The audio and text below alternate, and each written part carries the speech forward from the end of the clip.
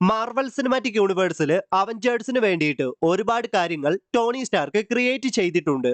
Example ആയിട്ട് പറയുവാണെങ്കിൽ captain അമേരിക്കയുടെ വൈബ്രേനിയം ഷീൽഡിന് മാഗ്നറ്റുകളും പീറ്റർ പാർക്കർ അഥവാ സ്പൈഡർമാൻ സ്യൂട്ടുകളും അങ്ങനെ പലതും ടോണി സ്റ്റാർക്ക് ക്രിയേറ്റ് ചെയ്തിട്ടുണ്ട്. എന്നാൽ അതുപോലെ തന്നെ മറ്റു സൂപ്പർ ഹീറോസിന്റെ പവേഴ്സും ടോണി സ്റ്റാർക്ക് കോപ്പി ചെയ്യുന്നുണ്ട്.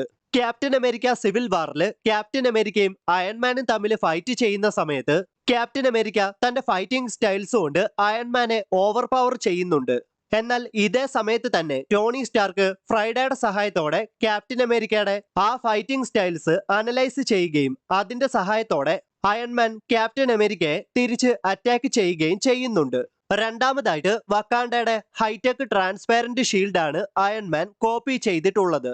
അവഞ്ചേഴ്സ് എൻഡ് ഗെയിമിൽ ഹൾക്ക് സ്നാപ്പ് ചെയ്യുന്ന സമയത്ത് അയൺമാൻ വക്കാണ്ടയുടെ ട്രാൻസ്പാരന്റ് ഷീൽഡ് പോലത്തെ ഒരു ട്രാൻസ്പാരന്റ് ഷീൽഡ് ഉപയോഗിക്കുന്നുണ്ട്. പിന്നീട് അയൺമാൻ കോപ്പി ചെയ്തിട്ടുള്ളത് ആന്റ്മാന്റെ ഷ്രിങ്കിങ് ടെക്നോളജിയാണ്.